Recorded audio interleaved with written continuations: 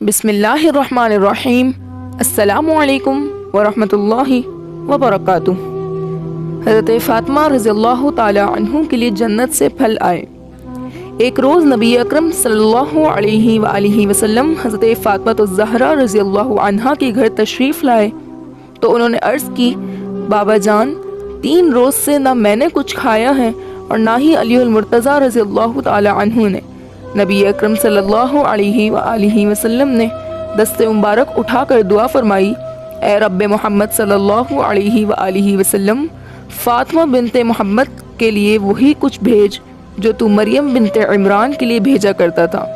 اس دعا کے بعد نبی اکرم صلی اللہ علیہ وآلہ وسلم نے حضرت فاطمہ الزہرا رضی اللہ عنہا سے فرمایا، اندر چلی جاؤ اور حالت رکوع میں اپنے رب کی حمد و ثنا کرو، پھر دیکھو کیا نظر آتا ہے۔ حضرت فاطمہ رضی اللہ تعالی عنہا اندر چلی گئی۔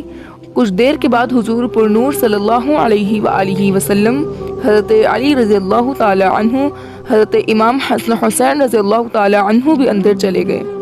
کیا دیکھتے ہیں کہ ایک تشت انواع و اقسام کے کھانوں اور پھلوں سے بھرا ہوا ہے جس سے کستوری کی خوشبو پھیل رہی ہے۔ حضور اکرم صلی اللہ علیہ وآلہ وسلم نے فرمایا، اللہ کا نام لے کر کھاؤ۔ سب 7 روز تک اس میں سے کھاتے رہے لیکن کھانے میں کوئی کمی واقع نہ ہوئی۔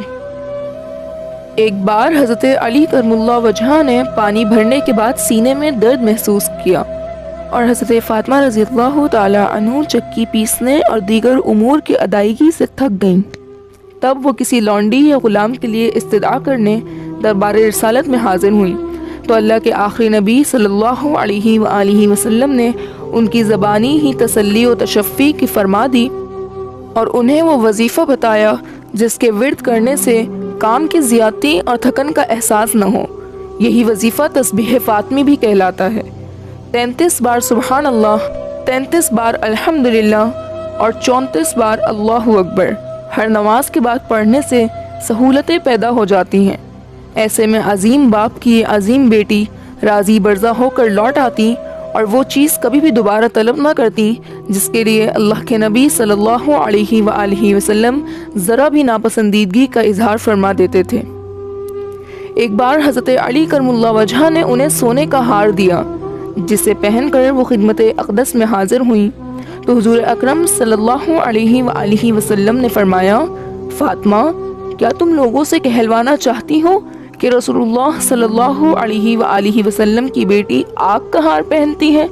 یہ سن کر حضرت فاطمہ الزہرا رضی اللہ تعالی عنہا نے اس ہار کو فروخت کر کے اس کی قیمت سے ایک غلام خرید لیا۔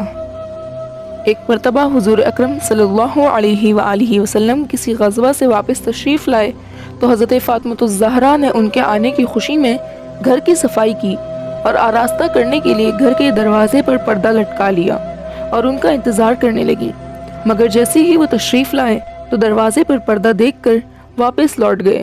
اس وقت حضرت فاطمہ الزہرا رضی اللہ تعالی عنہا نے ان کے بنا کچھ کہے ہی معاملے کی تہہ تک پہنچ گئیں اور پردہ اتار دیا۔ انہیں اپنے محبوب باپ سے جتنی محبت تھی اتنی ہی محبت حضور اکرم صلی اللہ علیہ وآلہ وسلم کو ان سے تھی۔ حضور اکرم صلی اللہ علیہ وآلہ وسلم نے فرمایا، فاطمہ جنت کی عورتوں کی سردار ہے اور حضرت حسن و حسین رضی اللہ تعالی عنہ جنت کے نوجوانوں کے سردار ہیں۔ جس طرح ہمارے ماں باپ رشتہ دار اہل قرابت ہیں، اسی طرح رسول پاک صلی اللہ علیہ وآلہ وسلم کے اہل بیت کے کچھ حقوق ہم پر فرض ہیں۔ ان حضرات سے محبت رکھی جائے، ان حضرات کی اطاعت کی جائے، ان کے عادل ہونے کا اعتقاد رکھا جائے، ان کے محبین سے محبت اور مغبزین سے بغض رکھا جائے۔ اللہ تعالی ہمیں عمل کی توفیق عطا فرمائے، آمین یا رب العالمین۔